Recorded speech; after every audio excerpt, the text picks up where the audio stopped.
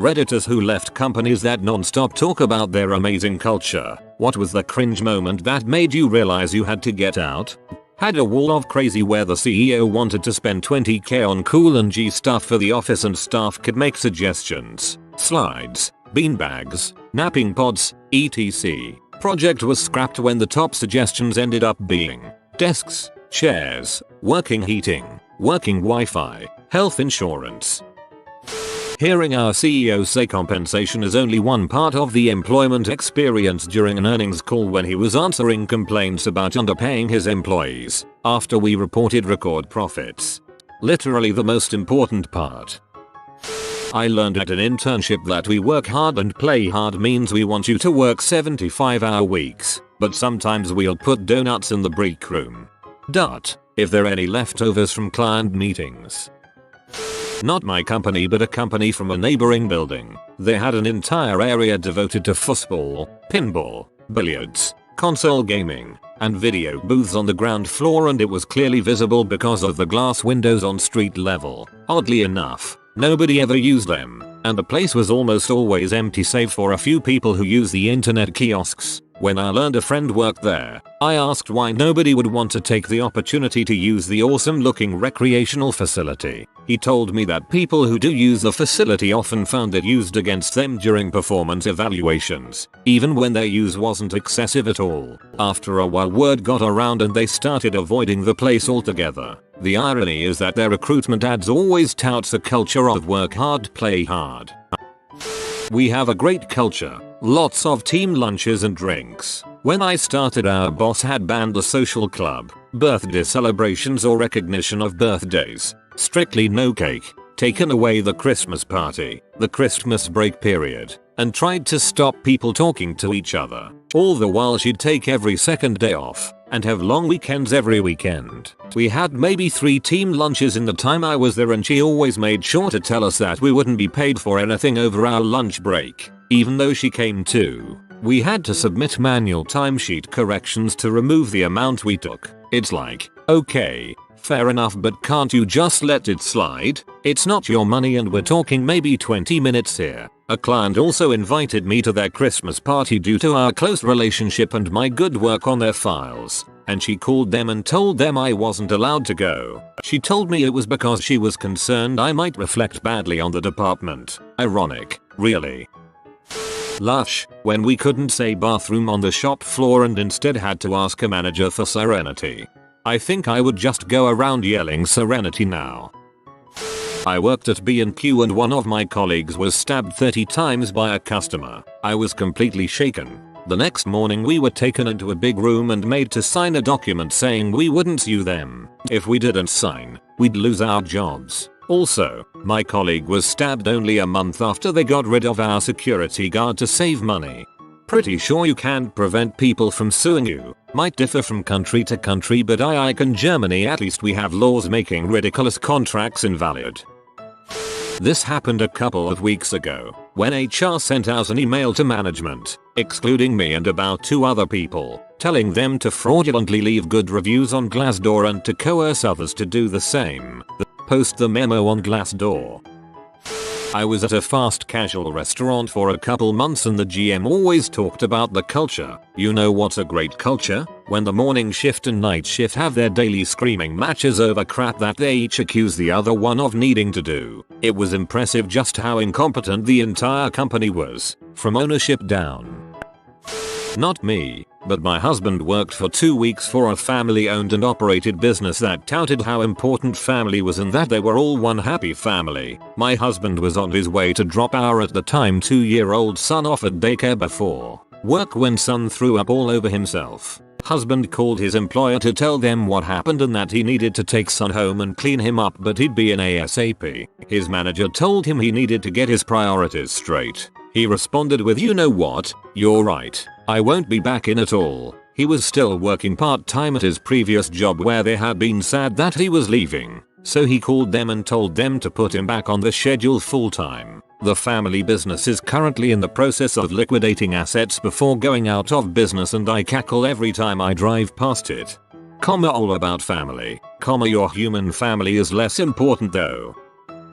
Last year I was working as a subcontractor and I was assigned a new place of work. Just 2 weeks after I started, the new boss wanted to hire me. He put down the contract where, compared to my current contract, pay was down 25%, average weekly hours went up by 20%, vacation days went down by 10%, and I wouldn't have a company car for personal use anymore. Before he actually handed me the contract to read it, he said, "I will only make you this offer once, but it's only valid if you change all your pictures on your social media and you sell your car. It's too flashy for our company. How about no?"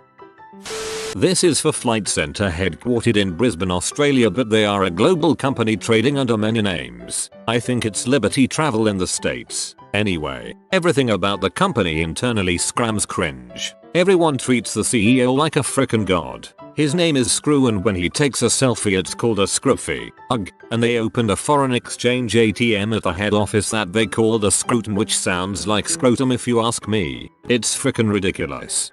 I have never understood the culture of CEO worship. My first job out of college, I had a co-worker come in one day all giddy, like freaking out with excitement. He said he had just passed the CEO in the lobby. I was like, yeah, no crap man. He works here too.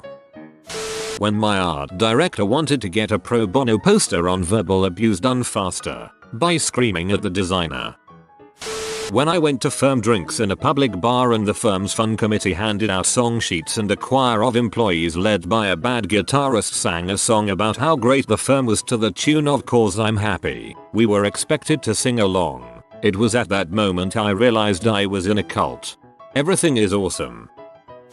When I had to phone around to the corporation leaders to find out why none of the mechanics I had interviewed were hired. The mechanics had come from all over the country, and some had waited patiently for months to know if they got the job or not. Turned out the CEO had changed his mind and wanted me to take care of all mechanic work. I was a factory manager, but they knew I'd be upset, so neither he, HR, or the COO wanted to be the one to tell me.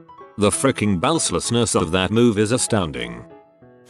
I worked at this business that was real keen on telling everyone they were like a family and chastising me for not going to company parties, etc. But that also refused to pay overtime and expected me to work late 2 or 3 times a week, as well as doing a 14-hour a day twice a month for stock take end of month. Apparently because we're a family, we were all expected to chip in on the big days, except it was literally just us bottom tier workers who had to stay late. I quit that place and never looked back.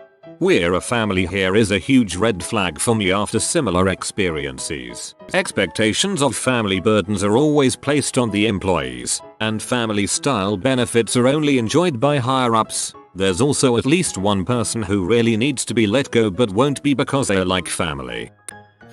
I worked for a company that prides itself on being in the top 100 places to work in the US. They bought the hospital I was working for currently while I was doing IT work there. For a year they let me stay at the current hospital I was at. I worked with a team for countless hours getting ready to switch out IT infrastructure over to match the place's new software, etc. We changed out all 900 computers at our location. After that was done, I was then told that in the next few months I would have to commute to the main campus to keep my job. A drive that for me was over 5 hours round trip. They did not offer me to transfer or even pay compensation for driving there. I was literally forced to quit at this point, all because a new manager took over on the new fiscal year and decided that the IT department I was in needed to all be at the main campus. This is considered constructive dismissal and you are eligible for unemployment benefits. When our university's VP explained that the goal of every tenured faculty member was to write enough grants to pay our salaries and replace us with TAs every semester, ideally every undergrad class. Also, we'd be under a hiring freeze but could feel free to be creative and use temporary grant money to hire tenured faculty. Also, we'd all be paying an extra $250 a year in parking fees to fund a new student parking lot. Dear Lord, was I glad I'd already decided to leave. Holy cow, what is happening to academia these days? So many people get outraged about campus politics, but there's so many deeper, fundamental issues that need our attention now. Bought out by an equity group. New president on call with thousands of employees says, "We have 2 kinds of employees, those that work a tremendous number of hours, and those that should find another company to work for." We have two types of employees: former employees and morons. My last job was at an independent school in the UK, the wealthy type.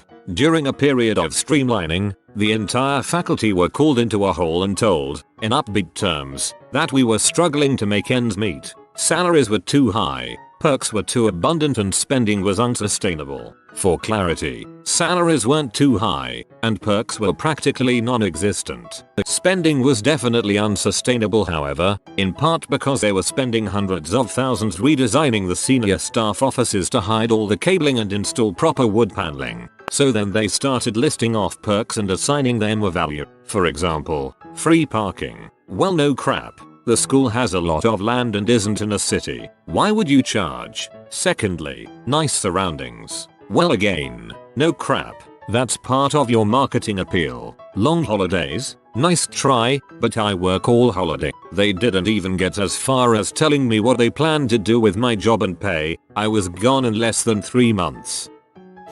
My district manager told me to talk my key holder out of going back to college. Mind you, she wanted to be a doctor. They were proud that no one had degrees. That's fine, but I'm not working 45+ hours a week and mandatory holidays just to sell some shoes. The loyalty my co-workers had was so cringy. They didn't understand how we were being taken advantage of because we didn't get our degrees. Anyways, F you, going back to school was the best decision I've made. We, management team, spend months working with a business coach trying to collectively come up with meaningful core values. We devoted a ton of time to it and really tried to decide which direction we wanted to take the company culture. Everybody agreed on teamwork, reliability, a couple others that I can't remember now, and then one day the owner came in and called a meeting. He sat us down in the boardroom and told us he spent all weekend brainstorming and had decided on the core values. They were meaningful, ownership, neighborhood, engagement. Does anybody see what that spells? He literally wanted it to be money and just came up with words that sort of worked the way you do in elementary school writing your name poem. He rebranded the entire company from t-shirts with giant first letters and smaller letters for the rest of the word straight down the arms, to plagues, wraps on the cars, every frickin' thing. And that's when we all knew it was going to get bad. Money is great, but it was mortifying driving around with that plastered everywhere. I was in sales and it was an alright office. Had a keg in the break room that we could get to in Fridays. One day they bring all the salesmen into the break room and tell us all to grab a beer. They then told us that from now until the rest of the year, about 5 months, we weren't going to be paid commissions, which was about 70% of our money. 4 of us just got up and left. When I started actually working on the floor and management was nowhere to be found. Welcome to call centers. I worked at a popular travel stop oversized gas station. It's practically a state icon. They are famous for their good wages for a low-income job. There's a huge sign over every entry with the starting wages around $13 HR in a state where minimum wage is $7.25. Customers think it's a great place to work. They literally fired a girl for having a stroke. We treat our employees like family, ignores harassment claims, hires from outside the company, refuses to give out decent pay, will write you up for doing overtime. But the CEO just bought himself a new BMW. I hate that place. We treat our employees like family. We expect you to always be on call for us, always ready to help us out and always forgiving our mistakes. In return, you may consider yourself a part of our family. When I took a 40% pay cut, with no change in workload, by being moved to salary. Treat every dollar like it was your own. Yaha, right after we went well over targets for the entire year and then was told a Christmas party wasn't financially viable because expenses. It's one of the biggest hospitality groups in Australia, BTW. I worked at an animal hospital that wanted to be, and probably is to some, the best hospital in the city. Had the most modern equipment, looked incredibly nice inside, good Yelp ratings, etc. On top of that, we were told during hiring that we were a huge family and everyone loved each other. This couldn't be more wrong. This place was the epitome of superficial. The turnaround rate was out of control and people absolutely hated each other. The pay was horrible, even though we charged double the amount of any other hospital for our extensive care. I give management some credit for their effort, but it was more about hiding issues instead of addressing them. We couldn't talk about our concerns because it was considered gossip and people were fired frequently for this. And apparently they've now put audio recording throughout the hospital to listen in on employees' conversations. I honestly don't know how anyone still works there. Whoa, that sounds super illegal. I'm in management and we just got the message that bonuses for the last financial year were severely cut across the business, probably going to receive 30% of our total potential at best. Then attended our financial end of year results meeting the next day to be told that net profits were 18% up, nearly 1 billion total, and the best performance in years, all thanks to us. Okay, planning on leaving now.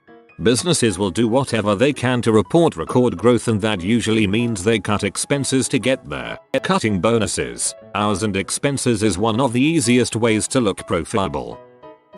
This is what the woman who interviewed me said. Here at Cheapskate Architects we don't often do all-nighters for our customers, but when we do, it's a real pizza party. Also we don't pay overtime, we do it for the love. And your wage is $22K even though you are an architect. And also I won't be there because I'm HR management because I'm married to the director. Yes, we need an hour depth even though there's 3 employees. We had a problem with the client and the boss dumped all of the blame on a 24-year-old woman who was basically his most loyal employee. He made her cry in front of the client, as if that would somehow help save the relationship. How to turn a dedicated hard worker into a why bother worker 101 right there. A co-worker was forced to work while her mother was dying in hospice. Mom dies, she quits. They escort her off the premises like a criminal. One of my team leads called me while my dad was in hospice to ask me to start a new project, and I told her to frick off and she could talk to my boss. She did. My boss told her in a nice way to frick off. When my boss planned an office day trip to a car show and brewery, then only invited the guys in the office. Even worse, when one of the women said we should all go, he said no, but why don't you girls have a spa day instead? He also put on a hella racist accent whenever he talked about his many Asian clients. Obviously there were other issues, but those two stand out. Go frick yourself, Tony. When working at a shoe shop, assistant supervisor was assessing people's performances. He came to me and said, Zalesnikov, you greeted the customer well, so I am giving you a big, smiley face, and marked it on his checklist. But the customer didn't buy any shoes, so I am just gonna mark that as a I got my 50% employee discount on my shoes and just walked away into the sunset to never go back. They changed the title of the receptionist to Director of First Impressions. For your information, they got that idea from the book The Big Five for Life by John Strelicky. One of its themes is how one can be a good manager, and names like that one are suggested so the person feels important. When attending a management retreat and was pressured into buying charity raffle tickets I couldn't afford, $20. The 2 people who won before me donated their winnings to the same charity they bought the raffle tickets from. They were middle management people who make $100 K plus. I made $32 K. With a young daughter, I won a drawing for $400. I literally had nausea for 2 days trying to figure out how I was going to pay my bills after my job had just moved the goalposts on some sales performance bonuses I had coming my way, dropping it effectively from $1,000 to $200. Now I'm the butthole who's going to keep the money I won. Guess I'm not a team player. Bonus. This was 4 hours drive from home. Had an overnight stay, and one of those middle management fricks in an example of what should be on or off the clock said we shouldn't be paid for the drive to the retreat. Frick you. I was on the clock from the time I left Friday until I got home Sunday. If you're forcing me to be somewhere as part of my job, it's all on the clock. My district manager didn't like that, and I was already looking for the door. You have been spotted by the money pigeon. Comment gimme and he will bless you with good fortune. If you are new to the channel, you can subscribe. I publish new videos every day. Until then, check another video, or don't. Either way, have a great day you magnificent people.